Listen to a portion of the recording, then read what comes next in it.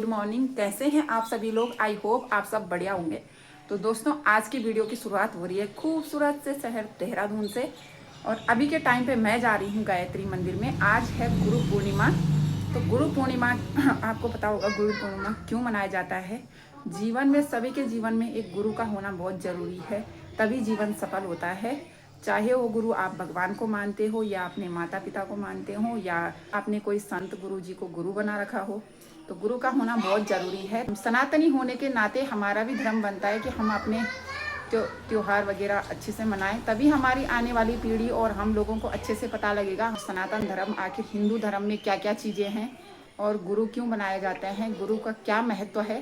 तो आज है गुरु पूर्णिमा, जिसके उपलक्ष्य में आज गायत्री मंदिर में आज तो कार्यक्रम रखा गया है। तो चलती हूँ और आपको दिखाती हूँ गुरु पूर्णिमा कैसे मनाया जाता है। तो गुरु पूर्णिमा के इस पर्व पे यहाँ पे अंकल जी कुछ पूछना चाहते हैं। तो आइए देखते हैं अंकल जी क्या बोलते हैं गुरु पूर्णिमा के इस पर्व पे। नमस्कार, आरती के इस चैनल में मैं आज गुरु पूर्णिमा के गुरु पूर्णिमा के महत्व के बारे में बताता हूँ। आज जो है गुरु का सम्मान और उनसे आशीर्वाद लेने का दिन है। और आज ही के दिन यह इसलिए भी पावन पर्व मनाया जाता है कि आज जो है महर्षि वेद व्यास ने जो है चारों वेदों की जो है उनका संकलन किया था। तो जो है सभी की जानकारी के लिए और हमारे सुनने के लिए आरती के इस चैनल को देखने के लिए आपका बहुत धन्यवाद। सब्सक्राइब कीजिए, शेयर कीजिए। Thank you. तो धन्यवाद अंकल जी का बहुत बहुत।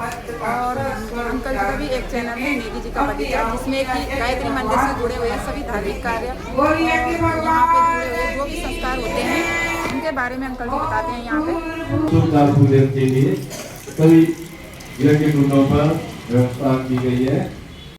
मुख्य यजमान पूजन करेंगे और जो भी पूजा की तस्वीरें आप चलाएंगे बड़े श्रद्धा भाव के साथ, और सभी परिजन भाव करेंगे कि ये हमारे द्वारा ना हो तो कलावे का टुकड़ा प्रतीक रूप में वो चढ़ा दें। गंधम पिले प्यामी रोली भगवान जी को चढ़ाएं। अक्षता, पान, सुपारी, लौंग कुछ भी होगा चढ़ाइए, अन्यथा सुपारी रखी होगी सुपारी चढ़ा दीजिए। दक्षिणाम समर्पयामि, भगवान को दक्षिणा चढ़ाइए। अक्षत रखें, अक्षत चढ़ा दीजिए। सर्वभावे अक्षतान समर्प। कल्याणकारी वचनों की घोषणा करें। सबका मंगल हो, ईश्वरीय अनुदान वरदान सभी के लिए बरसे। इस दिव्य भाव के साथ कमर सीधी करके आप बैठे और जिनको स्वस्ति वाचन याद है वो हमारे साथ साथ पाए है। वेद मंत्र में बड़ी शक्ति होती है, और वेद मंत्र जब सामूहिक रूप में एक साथ प्रार्थना की जाती है तो शक्ति कई गुना बढ़ जाती है। जिन जिन भाइयों को ये स्वस्ति वाचन आता हो वो हमारे स्वर से स्वर मिलाते हुए एक स्वर में ये स्वस्ति वाचन बोलेंगे। शुभ वचन पूरे विश्व के कल्याण के लिए, सभी सुखी हों, सभी निरोग हों, सभी का भविष्य उज्जवल हो, ये भाव रखते हुए स्वस्ति वाचन हमारे साथ। ओम गणानात्वा गणपतिगुं हवामहे, प्रियनात्वा प्रियपतिगुं हवामहे, निधीनात्वा निधिपतिगुं हवामहे। वसो मम आहम जानि गर्भधमा त्वम जासि गर्भ इन्द्रो विद सर्वाः। स्वस्ति नः पूषा विश्ववेदाः, स्वस्ति नस्तारक्ष्यो अरिष्टनेमिः, स्वस्ति नो बृहस्पतिर्दधातु। ॐ पयः पृथिव्यां ओषधीषु पयो दिव्यन्तनो शूरसि विष्णो द्रौवसि वैष्णवमसि विष्णवे त्वाः। ओम अग्निर्देवता वातो देवता सूर्यो देवता चंद्रमा देवता वसवो पेड़ पौधे जीवधारी जितने भी हैं सब हृष्ट पुष्ट बच्चा पैदा होता है। अनेक तरह के रोग उसके शरीर के साथ साथ आते हैं। क्यों? माँ पोषणीय, पिता पोषणीय। जब माँ बाप पोषणीय है तो बच्चे कैसे स्वस्थ होंगे? तो यज्ञ बहुत एक नेक कार्य है, पुण्य का कार्य है। देव शक्तियों को इससे बल मिलता है, राक्षसी शक्तियों का हनन होता है। हम ये देव कार्य यहाँ पे करने जा रहे हैं। आज राक्षस तो नहीं है, लेकिन हमारे मनों में राक्षसी वृत्तियां हैं। इस यज्ञ में हम निर्मल मन से बैठ करके यज्ञ आहुतियां दें, इस भाव से ही हैं।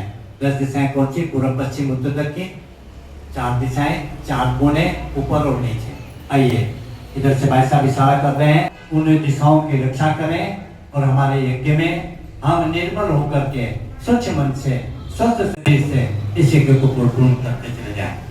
ओम पूर्वे रक्षतु वाराह आग्नेयं गरुडध्वज दक्षिणे पद्मनाभस्तु नैऋत्यां मधुसूदन पश्चिमे चैव गोविन्दो वायव्यां तु जनार्दन उत्तरे श्रीपति रक्षे एष्यामि महेश्वर विशाचा सर्वतो दिशं सर्वेषां विरोधेन यज्ञोम अग्नये नमः आवाहयामि स्थापयामि ध्यायामि दीपं नैवेद्यं समर्पयामि। जब तक अग्नि प्रज्वलित होती है, आइए ओम यनमंगलं दीपिकां विशालं चल रहा है यहाँ पे शिक्षा आरंभ संस्कार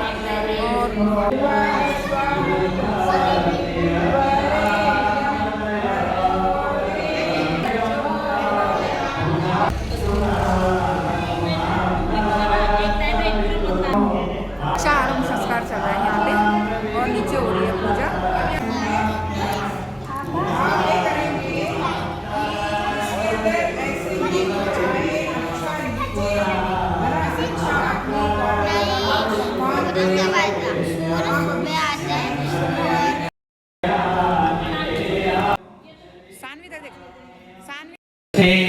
स्वाहा इदम अग्नये जातवेत्से इदम नामा। ये जल पूरी इसको हम कर देते हैं। आइए पश्चिम दिशा में ओम सब विधि उत्तर दिशा में, अब दक्षिण से चारों तरफ घुमा देंगे।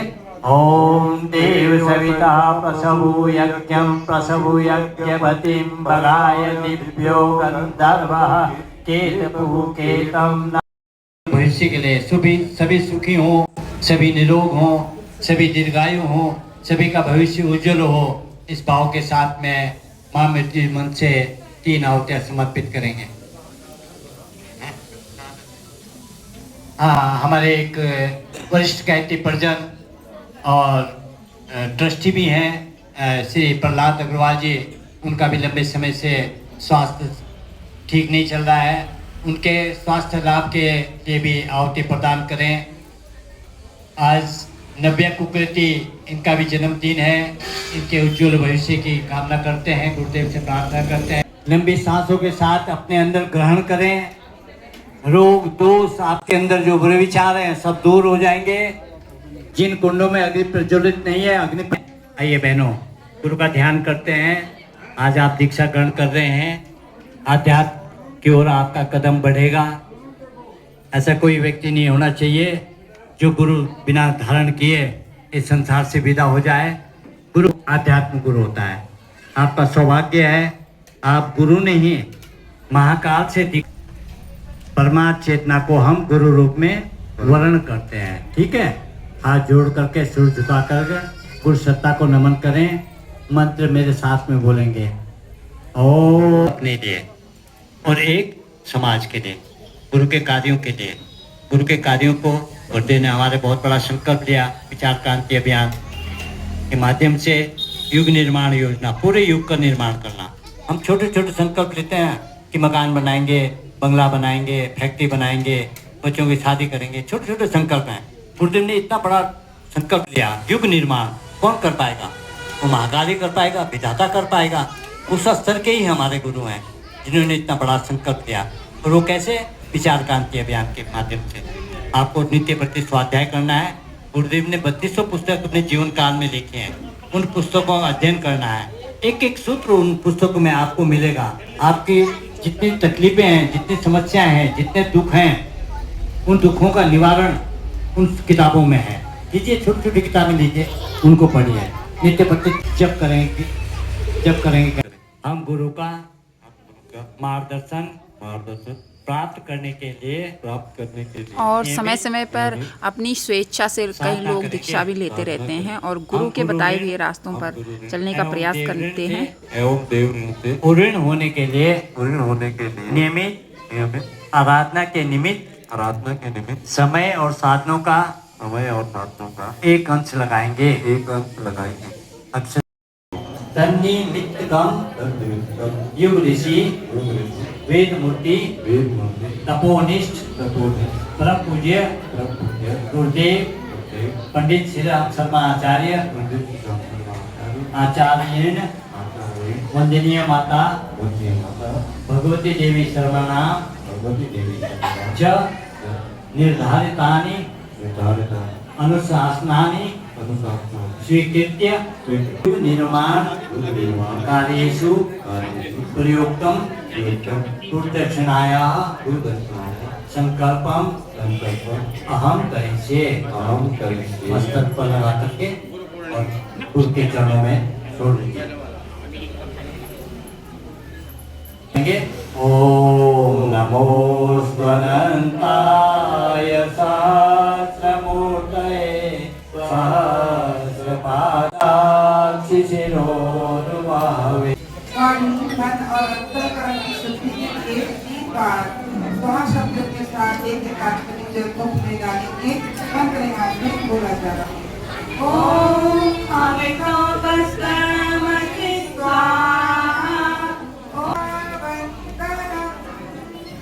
शिखा हाथ की जगह है। आए बाएं हाथ में जल ले, दाहिने हाथ की 5 उंगलियों का संपुट बना करके शिखा मूल का स्पर्श करें। भाव करें कि हमारे मस्तिष्क में अच्छे विचार प्रवेश करें, हमारा मस्तिष्क विवेकवान बना रहे। इस भावना के साथ आप शिखा से बोला जा रहा है।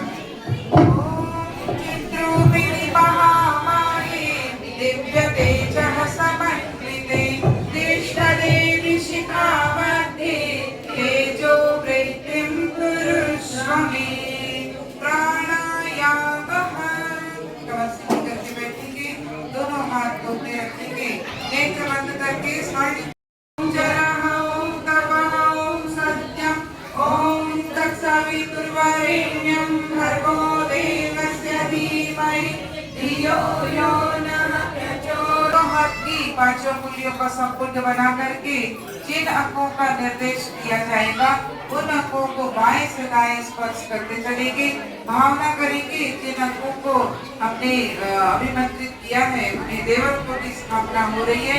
वे दोनों कानों को ओम बाहुर्मे परमस्तु, दोनों भुजाओं को ओम पूर्वोर्मे ओजोस्तु, दोनों भुजाओं को ओम अरिष्टानि वेदानि तनु सर्वामे सहसन्तु।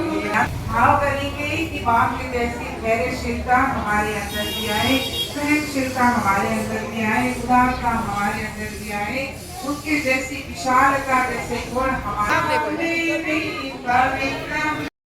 अनामिका अंगुली में थोड़ा थोड़ी चंदन लेंगे, चंदन के प्रतीक पे रोली लेंगे और एक दूसरे के प्रति मंत्र के साथ सम्मान का भाव करते हुए तिलक लगाएंगे। भाव करेंगे कि हमारा मंदिर शांत, सुगंधित और शीतल बना रहे। इसी भावना के साथ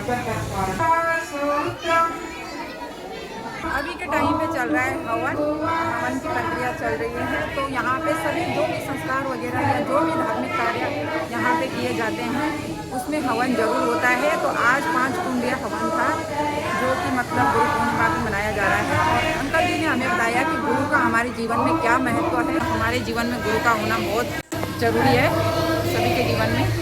जीवन में भी आपको किसी हवन वगैरह में जाने का मौका मिले तो जरूर पहुँचे, क्योंकि ये हमारे हिंदू धर्म की परंपरा है और हमारे वातावरण को भी शुद्ध करता है।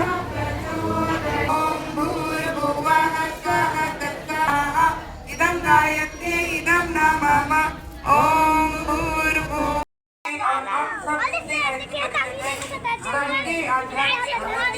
गणपति महाकाल की जय। मोक्षीयमामृता स्वाहा इदं महामृत्युंजय इदं नमः ओम त्र्यंबकं यजामहे सुगन्धिं पुष्टिवर्धनं उर्वारुकमिव वन्दनान् मृत्योर्मुक्षीयमामृता स्वाहा इदं महामृत्युंजय इदं नमः ओम त्र्यंबकं यजामहे सुगन्धिं पुष्टिवर्धनं उर्मुक्षीयमामृता स्वाहा इदं महामृत्युंजय इदं नमः षण्णो विष्णुरुक्रमः स्वाहा इदं दिवसदानं शान्त्यर्थं इदं नमः ओम षण्णो इदं महामृत्युंजय इदं नमः ओम त्र्यंबकं यजामहे सुगन्धिं पुष्टिवर्धनं